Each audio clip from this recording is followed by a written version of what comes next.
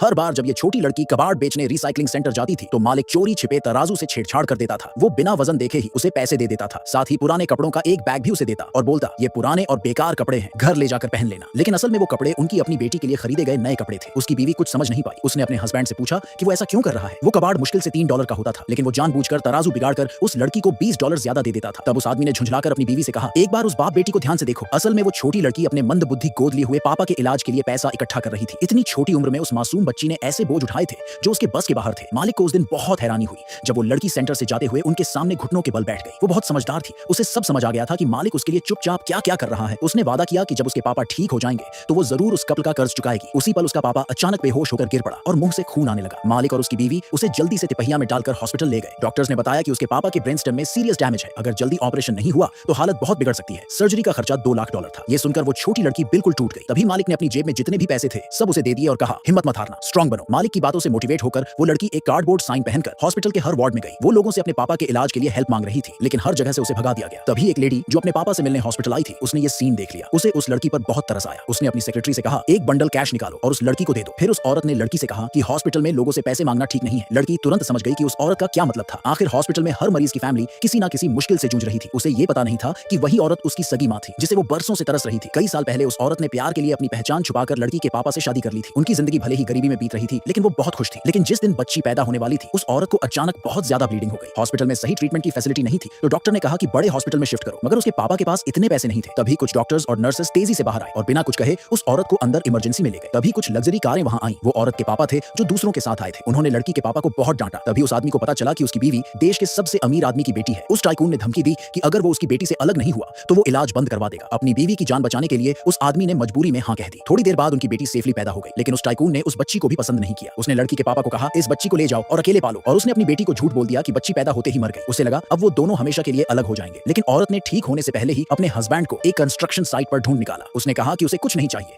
बस अपनी सिंपल सी लाइफ अपने हस्बैंड के साथ चाहिए। वो दौड़कर अपने हस्बैंड को गले लगाने गई, लेकिन खुशी में वो आदमी फिसल गया और ऊपर से गिरकर बुरी तरह चोटिल हो गया। ये सब देखकर औरत शॉक में चली गई और बेहोश हो गई। उसके पापा ने एक और झूठ बोला कि उसका हस्बैंड उसी वक्त मर गया और कहा कि अब घर चलो और फैमिली बिजनेस संभालो। उसके बाद से वो औरत हर दिन रोती रही। उसके पापा ने उसके लिए कई रिश्ते लाने की कोशिश की, लेकिन उसने किसी को एक्सेप्ट नहीं किया। इससे उसके पापा को गुस्सा आया और उन्हें हार्ट अटैक आ गया। जब वो हॉस्पिटल में थी तभी रास्ते में उसकी नजर अपने हस्बैंड और बेटी पर पड़ी। पापा को देखकर जब यकीन हो गया कि अब वो ठीक है, तो औरत ने कहा उसे कंपनी का कुछ काम है और वो जल्दी चली गई। लेकिन जाते जाते वो रिंग जो उसके हस्बैंड ने उसे दी थी हॉस्पिटल के रूम में भूल गई। उसके पापा ने वो रिंग उठा ली ताकि उसकी बेटी का अतीत से रिश्ता टूट जाए। उन्होंने वो रिंग उस बच्ची को दे दी जो हॉस्पिटल के गेट पर बैठी थी। जब औरत को पता चला कि रिंग मिसिंग है तो वो तुरंत अपनी सेक्रेटरी के साथ हॉस्पिटल लौटी। सेक्रेटरी ने जब रिंग लड़की के हाथ में देखी तो उसे लगा कि उसने रिंग चुरा ली है। वो उससे रिंग छीनने की कोशिश करने लगी। उसी वक्त औरत टाइम पर वहां पहुंच गई और सब रोक दिया।